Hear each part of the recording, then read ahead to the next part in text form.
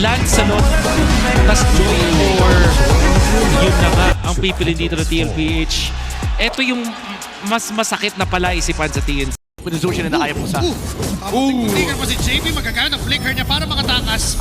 Wall mula kay Chanto para pigilan. Pero nandun pala si Sanji para pigilan si Trimar at patayin. Mag-order of Prince pa ang palayo pero babalikan ni Zaida. Pero aatas na rin. Si Lancy pa nga ang kukuha ng kill na yon. Pero nandiyan na naman si JP.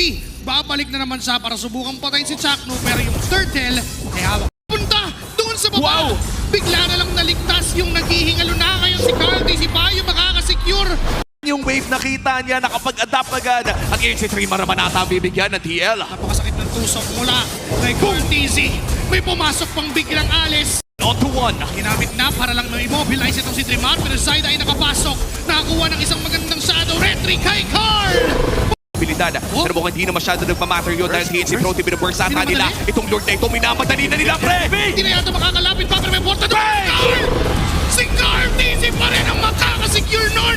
Throne of Province pala kay Sanford. Pero Sanji! mabagsak. Sanji's gonna get pedicure in the process ay maghahapon ng mga members ng DLPH. Apat laban sa tatlo. May shadow pa itong si Zaida. JP's gonna go down. Tumatahi lang si Carlito. Oh, hebat Carlito na lamang ang dedepensa. At itong apat na miyembro ng TNC ay buhay pa. Sa TNC, hindi namatay yung Claude. Cortese daw, nakikipaglaro sa dalawa. Lalaroin pa niya itong Hayabusa at si Trimar. Yung mga dati niyang kasama sa bootcamp.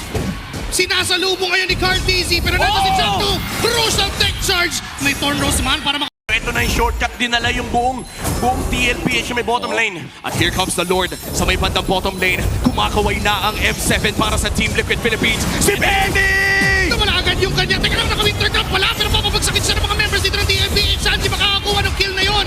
Carlito sa likod. Nakatingin pa rin sa base. Nakatingin pa rin ang Team Liquid Philippines pero dumidepensa pa ang TNC. Tatawa lang. Wala silang minions sa para kunin ang mismong game. Para kunin ang mismong serye. At magtutuloy-tuloy ang marcha. Magtutuloy-tuloy pero pinipigilan ng apoy. Napapasok na dadarang ang Team Liquid Philippines. May minions na nakapasok. Pero teka lang, ginagawa lahat ni Zaida. Sa palang na lang!